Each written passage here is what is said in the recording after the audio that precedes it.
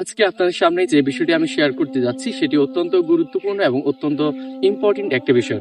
এবং এই বিষয়টি আজকাল আমাদের যুব সমাজদেরকে ভিতর থেকে পুড়ে খাচ্ছে এবং ধ্বংসের একদম ধার প্রান্তে নিয়ে যাচ্ছে। এটি এমন একটি বিষয় যেটি মানুষকে আল্লাহ থেকে দিন দিন দূরে সরিয়ে দিচ্ছে এবং মা বাবা ফ্যামিলি মেম্বার হতে সবকিছু থেকে একজন যুবককে দিন দিন দূরে সরিয়ে দিচ্ছে। আর সেটা হচ্ছে হারাম রিলেশনশিপ, আমরা যেটাকে অবৈধ সম্পর্ক বলে আখ্যায়িত করে থাকি। আল্লাহ সুবহানাহু ওয়া তাআলা বলেছেন যে একজন গায়ের মাহরাম নারী সে যদি কথা বলতে হয় তাহলে সে পর্দার আড়াল থেকে কথা বলবে, ঠিক তেমনি ভাবে সে যদি কিছু চাইতে হয় তাহলে সে পর্দার আড়াল থেকে চাইবে এবং তার ভাষাটা হবে কর্কশ।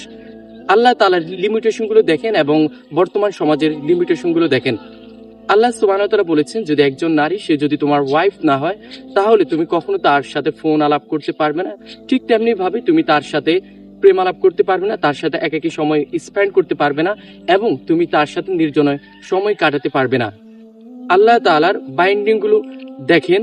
এখানে কিন্তু একজন মহিলার সাথে আপনি যদি চ্যাট করেন অথবা মেসেজ করেন অথবা যে কোনো মাধ্যমে তার সাথে কথা বলেন তাহলে যৌন সম্পর্ক এখানে তৈরি হওয়ার আশঙ্কা ঠিক তেমনি ভাবে নেই।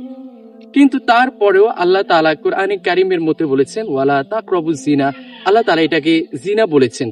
আল্লাহ তাআলা এটা বলেন নাই যে তুমি এটা করো না, বরং তিনি বলেছেন তুমি এটার ধার কাছেও যেও না।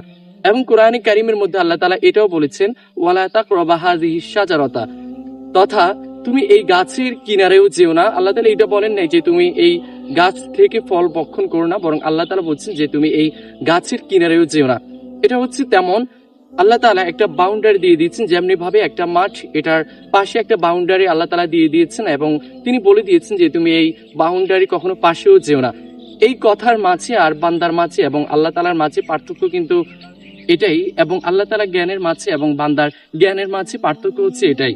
আমরা হলে বলতাম যে তুমি এই কাজ করো না, তুমি এই অপরাধজনক অথবা এই মন্দ কাজ অথবা এমন অবৈধ সম্পর্ক করো না, অথবা তুমি অমুকের সাথে কথা বলো না, কন্ট্যাক্ট করো না। কিন্তু আল্লাহ তাআলা এটাকে বলেছেন যে আমরা কথা বলছি, কথা বলে স্বাভাবিকভাবে নিচ্ছি, এটাকে আল্লাহ তাআলা জিনা বলেছেন। এই জন্য আমি সবসময় বলে থাকি ফিরে আসুন রবের কাছে, যিনি আপনাকে সৃষ্টি করেছেন এবং যিনি আপনার সকল খবর সম্পর্কে জানেন এবং আপনার সকল হিসাব নিকাশ তিনি কাউন্ট করে রাখছেন।